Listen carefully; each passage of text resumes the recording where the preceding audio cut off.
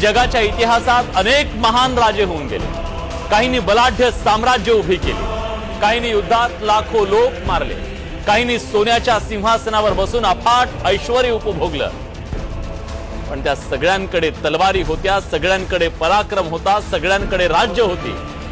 पण तरीही सगळ्या राजांमध्ये शिवाजी महाराज वेगळे का होते? शेकडो वर्षांनीही त्यांच्याबद्दल एवढी आत्मीयता आणि एवढं प्रेम का आहे?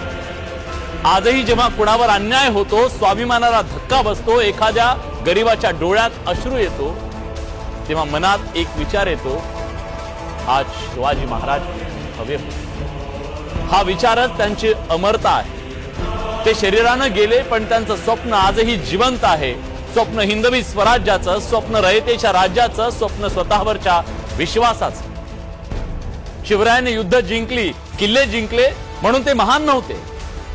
शिवाजी महाराजांची महानता त्यांनी जिंकलेल्या हृदयांमध्ये आहे। ते महान होते कारण त्यांनी लोकांना जिंकलं, त्यांनी लोकांच्या मनात आशा निर्माण केली, त्यांनी लोकांना विश्वास दिला, तुम्ही गुलाम नाही, तुम्ही फक्त प्रजा नाही, स्वराज्याचे अविभाज्य भाग आहात। आणि म्हणून आज 300-400 वर्षाच्या नंतर सुद्धा छत्रपती शिवाजी महाराज म्हटलं की अंगावर काटा येतो, अभिमानाचे, कृतज्ञतेचे आणि प्रेरणेचे भाव येतात। इतर राजे जन्मानं राजे असायचे, त्यांना सिंहासन वारसानं मिळायचं, पण शिवरायांनी सिंहासन स्वतः उभारलं। इतर राजांकडून प्रजेचं शोषण होतं, शिवरायांनी रयतेचं पोषण केलं, संरक्षण केलं। इतर राजे आपल्या सैन्याला पगार देऊन लढवायचे, महाराजांनी मावळ्यांना स्वराज्य देऊन लढायला शिकवलं। मावळे म्हणायचे, हे आमचं राज्य आहे, आम्ही लढतोय ते आमच्यासाठी।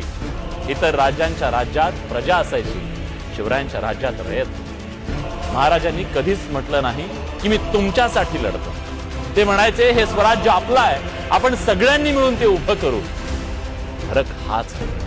महाराजांची सेना ही गनिमी काव्याची जरूर होती, पण त्यापेक्षा मोठी गोष्ट ती न्यायाची होती। तिथं स्त्रियांचा सन्मान होता, मंदिरांचं रक्षण होतं, मशिदींना अभय होतं। कोणत्याही धर्मापेक्षा त्यांच्यासाठी सगळ्यात मोठा धर्म होता तो म्हणजे राजधर्म। औरंगजेबाच्या प्रचंड साम्राज्याला ज्यांनी एका छोट्याशा डोंगराळ भागातून येऊन आव्हान दिलं, ते आव्हान फक्त तलवारीचं नव्हतं, ते एका विचाराचं होतं। महाराजांनी केवळ किल्ले जिंकले नाही, त्यांनी लोकांच्या मनात स्वाभिमानाचा किल्ला उभा केला। जगातले अनेक राज्ये आज इतिहासाच्या केवळ पानावर आणि समाध्यांच्या आत बंदिस्त असताना आमचा राजा आमच्या सगळ्यांच्या मनात विराजमान।